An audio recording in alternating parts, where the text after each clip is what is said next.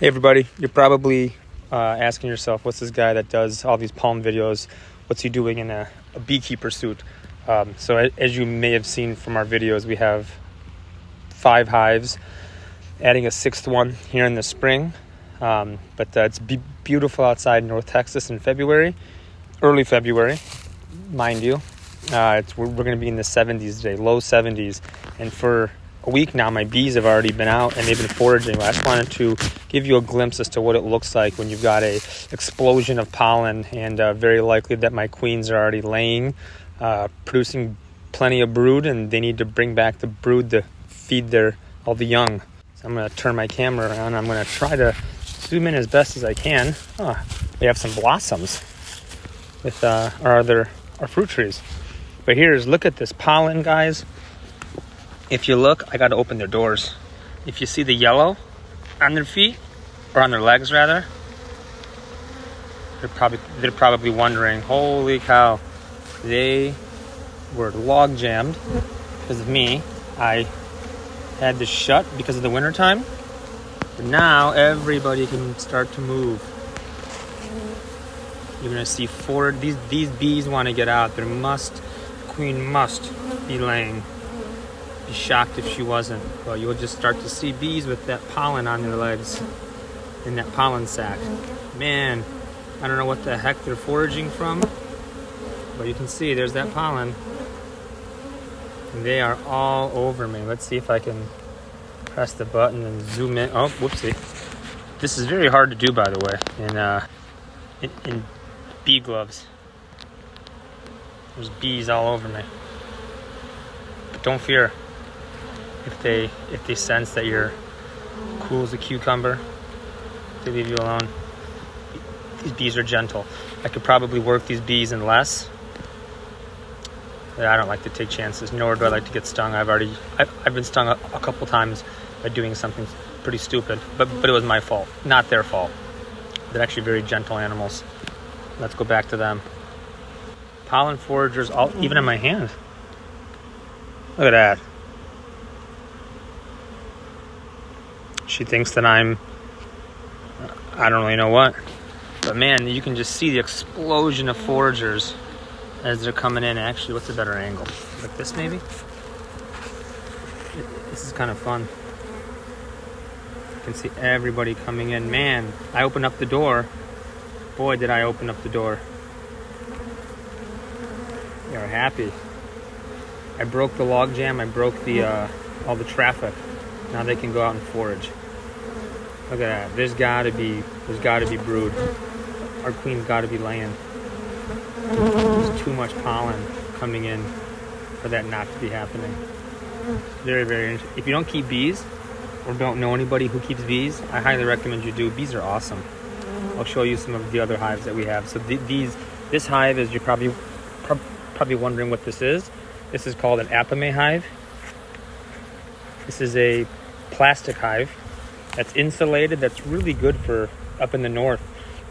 But the insulation also helps for our heat in the summertime. I have a couple of just traditional hives as well. This hive is a smaller hive. I'm looking for some pollen to come in here. These girls are going to make it, but there's just less of them. And that's okay. Not every hive is going to be as strong as the other one. I just want to see some pollen, but I'm sure if I stood here long enough, I would see some pollen coming in. This one might not be laying yet. This queen, you can see I've reduced their entrance for the winter time. Not as active as a hive. This one though, for sure, man. Holy cow, this hive is a beast. This actually, ironically enough, this hive was the hive that I got the most honey out of. That I actually took some extra frames and I moved them over to this hive, because this actual swarm was smaller and they needed a little bit of help. They didn't have enough time over the summertime to build up as much of the honey as they needed to. Here's another hive where you're going to see pollen all over the place. See those fat yellow sacs.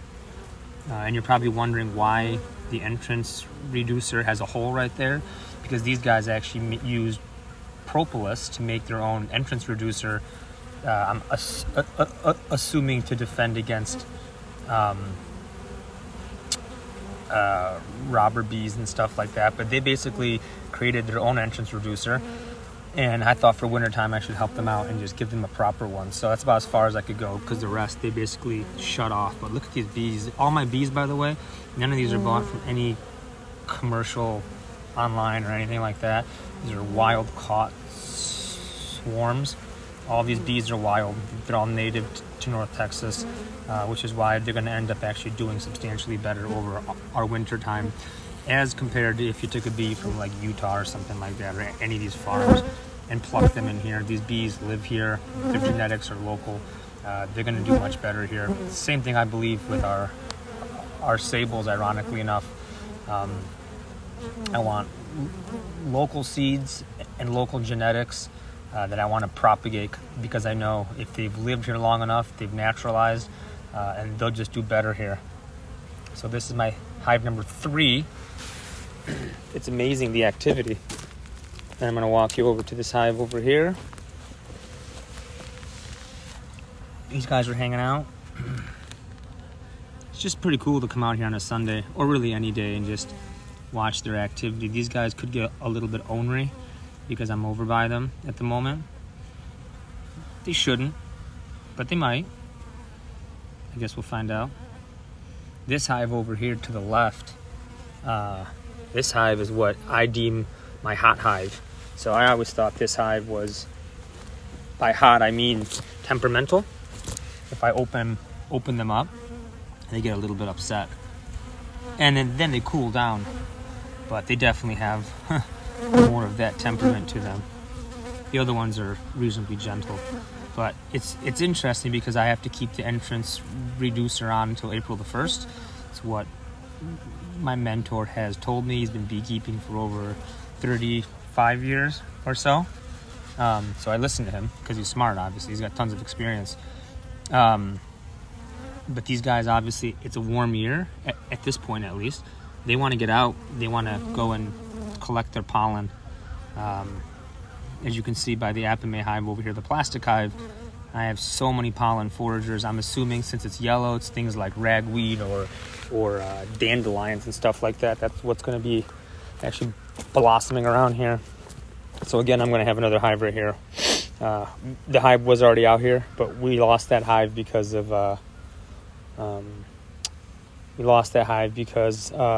it was a small little swarm that we had gotten captured, didn't make it, got hit by robbers, and it didn't make it. But this one really amazes me. I gotta tell you guys, just the amount of foragers at this time of the year is just absolutely incredible.